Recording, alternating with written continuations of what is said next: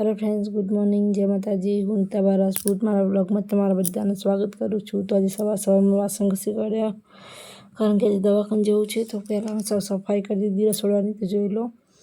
તો એના પછી અમે ગયા દવાખાને જવા નીકળી ગયા। તો રસ્તામાં અમે નાસ્તો કરવા ઊભા રહ્યા।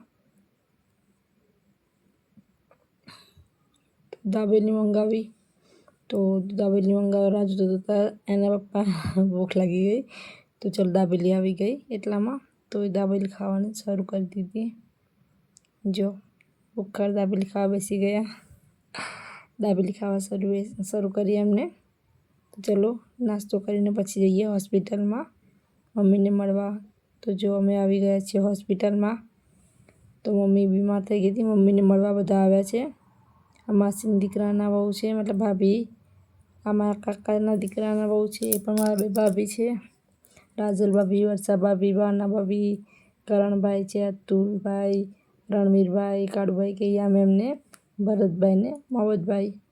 તો જો અમારી મમ્મીની તબિયત ખરાબ થઈ ગઈ છે, તો સૂતા છે। અને પછી અમારો ભાઈ જુઓ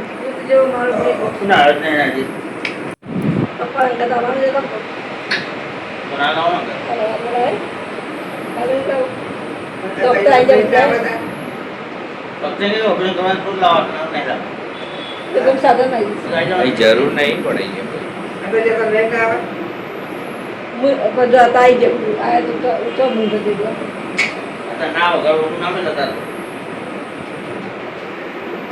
મારી મમ્મી બીમાર થઈ ગઈ।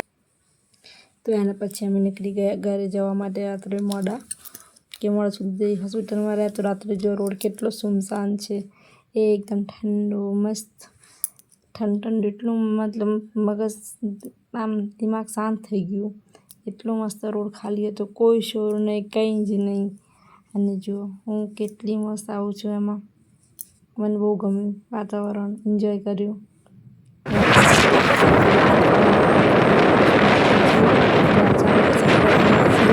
હતું ને ખબર નહીં શું હતું, તો જો કેટલું મોટું છે, મને તો જોઈને જ બીક લાગી ગઈ। તો આ છે ગબે,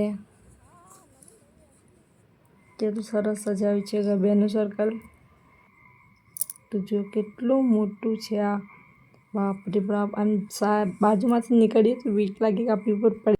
તો ચલો હું આવી ગઈ છું હવે ઘરે દવાખાનેથી। તો હવે હું આજનો બ્લોગ અહીંયા પૂરો કરીશ। તો જો રાતના વાગી ગયા છે 1:15। તો ચલો ગુડ નાઇટ, જય માતાજી બધાને, આવતીકાલે મળું।